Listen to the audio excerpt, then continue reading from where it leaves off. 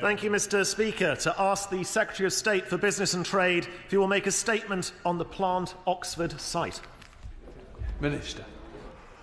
Thank you, Mr. Speaker. This government is determined to see a strong, thriving UK automotive industry.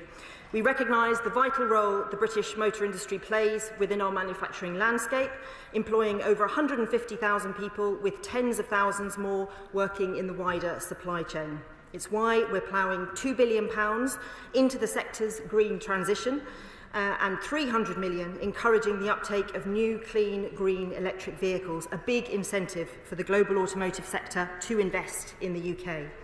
Building on this momentum, our modern industrial strategy will back automotive companies who want to invest in Britain and drive long-term sustainable UK growth. We know that BMW has taken a commercial decision to delay the production of 2 new electric Mini models at its Oxford plant. I know this news will undoubtedly be unsettling for the company's many hard-working employees, not least those working directly on the production line. But I must stress that BMW remains committed to its investment in the UK, and it is by no means unusual for a manufacturer to adjust their product lineup or production start dates for commercial reasons. We are proud that BMW considers Oxford the heart of Mini production, and as a government we're throwing our weight behind its investments. We want big automotive brands from Britain and around the world to lie at the heart of our growth mission and our plan for change, creating well-paid jobs and putting more money into people's pockets.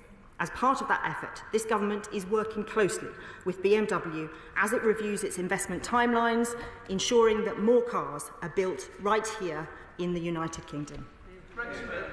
Thank you, Mr. Speaker. I draw attention to my entry in the Register of Interest. Now, I expected the Secretary of State to hide from talk of CVs. It seems that also applies to EVs, because this weekend we saw the disastrous consequences of Labour's rigid approach to net zero, BMW hitting the brakes on a £600 million investment into Plant Oxford.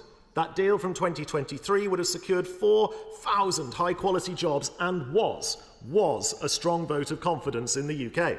Like other deals, this was only possible because the previous government was willing to be pragmatic. Conservatives made the sensible decision to delay the ban on internal combustion engine cars, bringing the UK into line with major global economies, France, Germany, Sweden, Canada.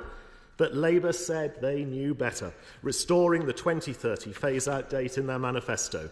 And when the negative impacts of that approach became clear, they launched a fast-track consultation on the ZEV mandate, pitifully attempting to buy themselves time. But surely no consultation is necessary. The effects of their puritanical ZEV obsession is already clear.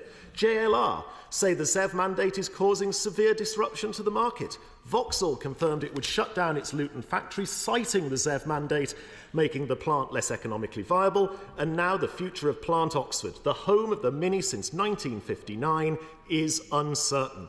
Labour's reckless policies have shattered industry confidence, with consumer demand for EVs dropping off a cliff, with numbers only just about sustained by subsidised fleet sales. So will the Minister do the right thing? Stop hiding behind consultations and acknowledge their ideological approach to net zero will only lead to economic disaster for our automotive sector and consumers alike?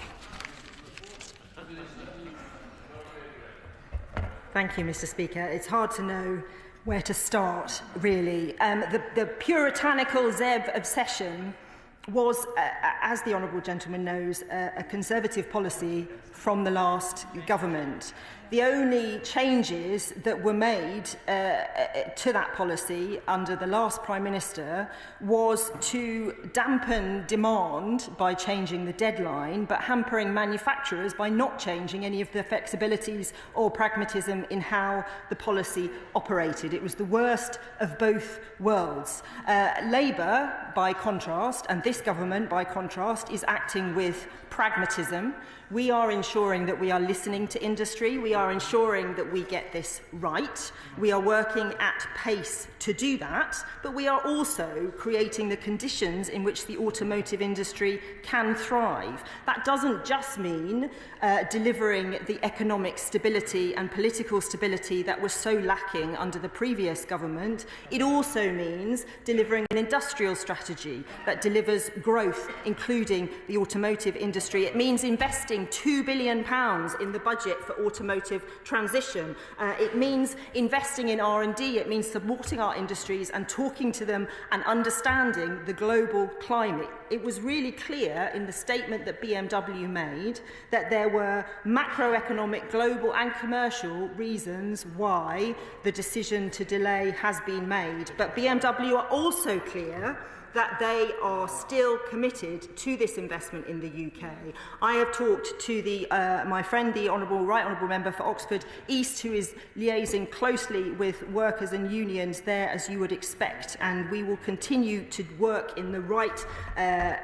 We will continue to work to make sure we have the right economic and political climate to make sure these industries can grow.